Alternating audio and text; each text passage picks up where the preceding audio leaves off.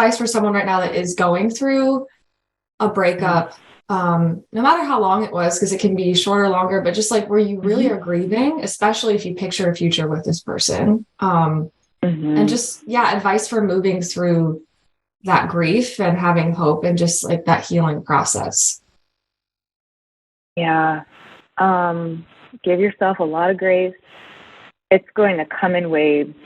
And there's going to be days where you're sad. There's going to be days where you're angry. There's going to be days where you want to run back. There's going to be days where you want to, I don't know, just run away. And feel those emotions, feel those feelings, talk to trusted friends who will listen to you the million times that you call them, and then let it pass, and then accept the next time something comes through, and just understand that it's going to be there's going to be a lot of waves. It's going to be like a roller coaster. Yeah. And then you're going to start learning and seeing, okay, I've felt this before. We're just going to ride it out. I might feel it again, and that's okay. Kind of like accepting the things and the feelings that come through. Right. It's easier said than done, but leaning on those friends. I mean, the number of friends that I sobbed to and cried into their shoulder, and just like, I just remember distinctly one friend, I just had, my tears were all down the front of her shirt. But just knowing that that's part of a grieving process, and being okay with that. I also think no contact is good. I didn't always adhere to that, and then that would reopen a lot of wounds. So no contact is also good. Unfollowing on social media, asking your friends not to tell you if they see anything, like just no contact is kind of like ripping off the Band-Aid. And then a lot of prayer and asking for God's grace for healing. And accepting that it could take a long time, and that's okay too. And sorry, one more thing. You can move forward with your life at the same time as you grieve. You can, when you feel ready, start dating again. You can, when you feel ready, travel. You can, when you feel ready, go do girls' nights or whatever it is. You can move forward and simultaneously grieve and feel sad and angry. You can do both. Right. That's all like such beautiful advice. I think that's the exact advice that I would give as someone that, has gone through that and is moving through that myself. I think like the best piece of advice that I've gotten about going through grief and like mourning something that like a future that didn't pan out is that it is going to be really difficult. And you have to like give yourself a lot of grace that like it will be painful and it will be hard, and like just letting those waves hit, because I think we can feel like, oh, this wasn't the right thing because I'm just in so much pain and I'm just grieving so much. Yeah. It's like, that is just grief. And I think that I've had to give myself like so much grief and just let the waves hit, like, because they will come and then they will pass and then they will come again. And then it's not linear, like there could be a week or a day that you're feeling better, or maybe you're going through the process like really angry one day or really like more accepting. And then the next day you wake up and you're like, oh my gosh, I'm just so sad. And you just need to like cry.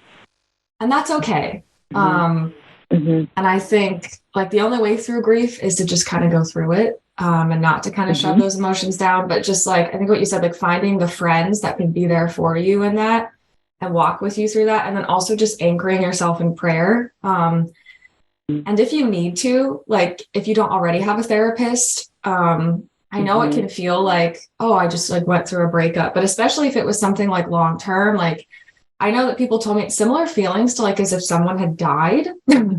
And like just thinking like how serious like that pain, can really be. To like talk to someone if you need to professionally. Yeah, that's a great point. And I forgot to add that. I threw myself right back into therapy. I was like, I know that this is going to be hard.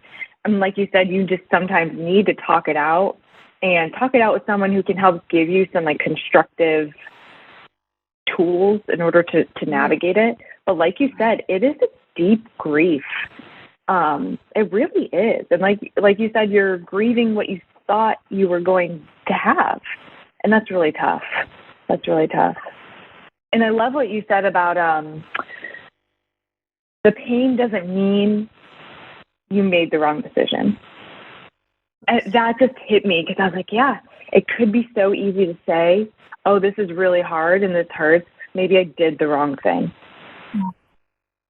That's really powerful.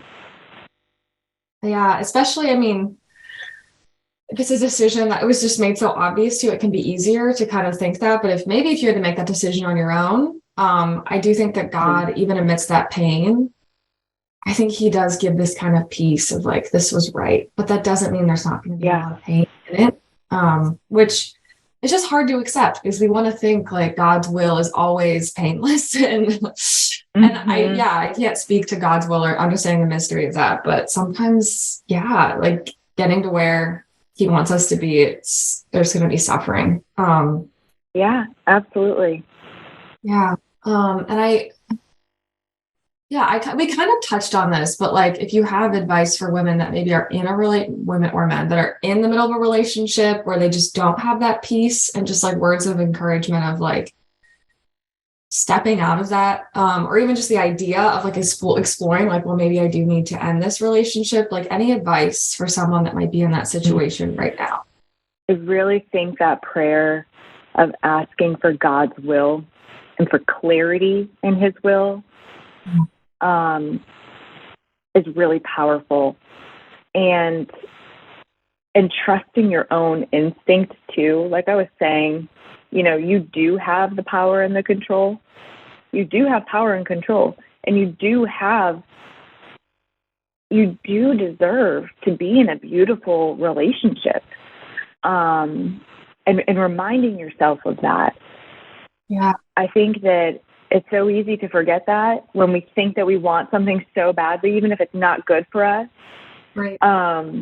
It's like, no, I need to make this work. And then we're talking about dating relationships. I'm not talking about once you're entered into marriage. I'm talking about dating relationships when you're trying to discern dating. Just reminding yourself, you do have deep desires that the Lord has placed on your heart. And knowing that you don't have to sacrifice that just because you think you should be in a relationship for a certain period of time, or you should stay in one for a certain period of time. So, and I think the way to know that is, again, praying for God's will and his clarity to know his will. Right. I think I touched on this. One of the hardest prayers is like, if this isn't your will, God, like, take it away from me, make it very clear. And I've seen it go both ways, where it's like, oh, it actually does work out, and there's like major shifts, and like God makes that clear. But then I've also seen it many ways where God's like, yeah, this isn't it. And he makes it very clear. Yeah. And I think another